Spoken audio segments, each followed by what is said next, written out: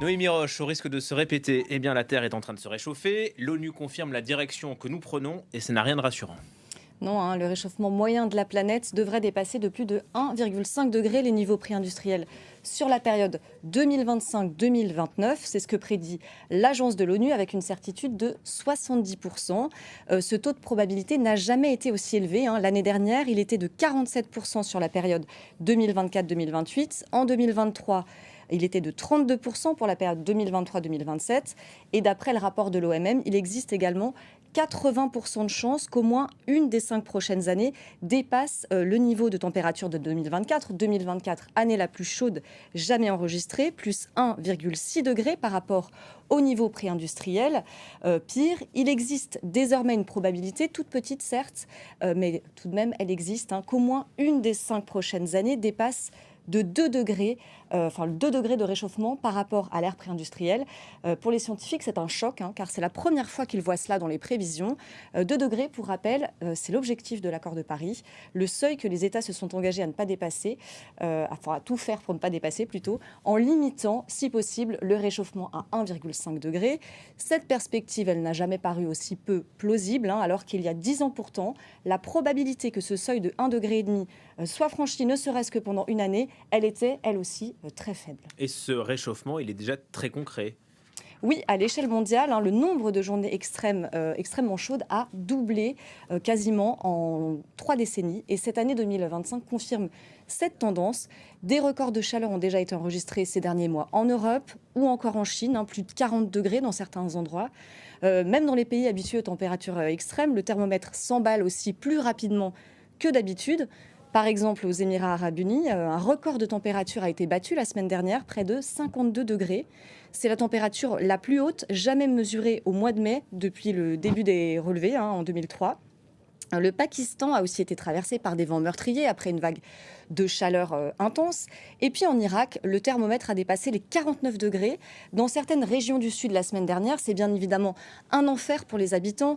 2 militaires sont morts même de déshydratation et plusieurs ont été hospitalisés après être restés trop longtemps au soleil. Des ouvriers se sont évanouis.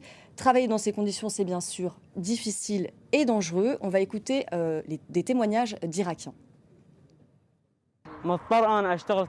Je dois travailler sous des températures élevées, atteignant parfois 50 ou 51 degrés. Je suis étudiant, mais je dois travailler pour subvenir à mes besoins et à ceux de ma famille. Je suis obligé de supporter ces températures élevées parce que je dois travailler. Nous endurons cela pour survivre. Qu'est-ce qu'on peut faire?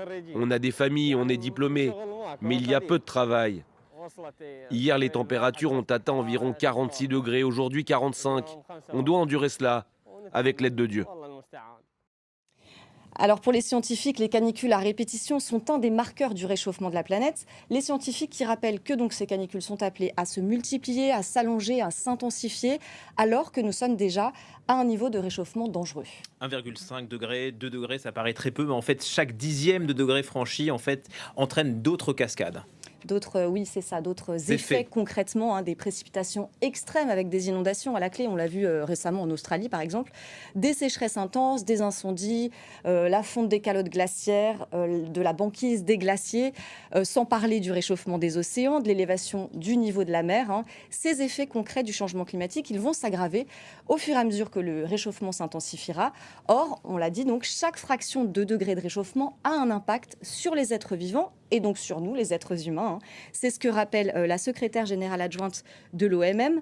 Elle dit « Nous venons de vivre les 10 années les plus chaudes jamais enregistrées. Malheureusement, ce rapport de l'OMM ne laisse entrevoir aucun répit dans les années à venir, ce qui signifie que les répercussions négatives sur nos économies, notre vie quotidienne, nos écosystèmes et notre planète iront croissant. » C'est un nouveau signal d'alarme, alors que les émissions de CO2 n'ont toujours pas commencé à baisser au niveau mondial. Elles ont même augmenté de 0,8% l'année dernière.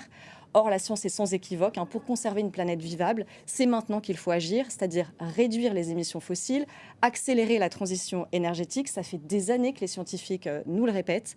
Et là, si les États maintiennent leur politique en place, le réchauffement mondial atteindra 3,2 degrés en 2100. C'est inimaginable. Et l'accord de Paris, c'était il y a 10 ans. Merci beaucoup, Noémie. Il n'y a rien de réjouissant, effectivement. Tout de suite, c'est